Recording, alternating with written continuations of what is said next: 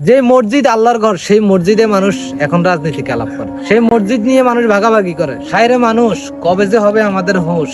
যদি থাকতো আমাদের হুঁশ, তাহলে হইতাম না আমরা বেহুশ। দুনিয়ার লোভে আমরা এত যে মগ্ন হয়েছি, আমরা নিজের স্বার্থের কারণে, ব্যক্তির কারণে, ক্ষমতার কারণে, টাকার কারণে, পয়সার কারণে আমরা হাজারো মানুষ থেকে সম্মান কিনতে চাই। কেন যে আমরা এরকম হয়ে গেলাম? দুই দিনের দুনিয়া, কেন যে আমরা দুনিয়ার ব্যস্ততায় পড়ে গেলাম? আজকে দেখা যাইতেছে সমাজে এমন একটা পর্যায়ে আমরা চলে আসছি, মনে হয় কিয়ামত আর বেশি বাকি নেই।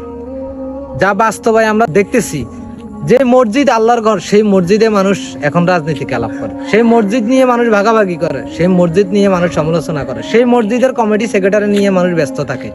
হায়রে মানুষ, অথচ 5 ওয়াক্ত নামাজ পড়তে গেলে 5 জন 10 জন 20 জনের বেশি মুসল্লি হয় না, অথচ মসজিদের সভাপতি সেক্রেটারি খুঁজতে গেলে লোকের অভাব হয় না। হায়রে মানুষ, কোথায় যে আমরা হারিয়ে গেছি। দুনিয়ার মহামারীতে আমরা পড়ে এত ব্যস্ত হয়েছি, যা ভাষায় প্রকাশ করা সম্ভব হবে না।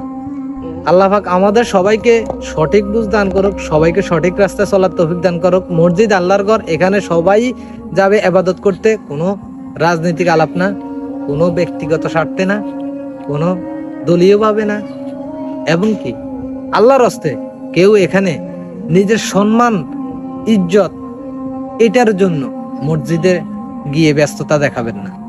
আল্লাহর সন্তুষ্টির জন্য যাবেন, আল্লাহকে রাজি খুশি করানোর জন্য যাবেন। আপনি যতটুকু পারেন মসজিদে দান করেন, সহযোগিতা করেন, মসজিদে কাজ করার চেষ্টা করেন। আল্লাহ পাকে তাতেই সন্তুষ্ট হবে ইনশাআল্লাহ, আশা করি। সবাই কথাগুলো বুঝতে পারছেন। ভিডিওটা ভালো লাগলে শেয়ার করে সকল মুসলমান ভাইকে দেখার সুযোগ করে দিবেন।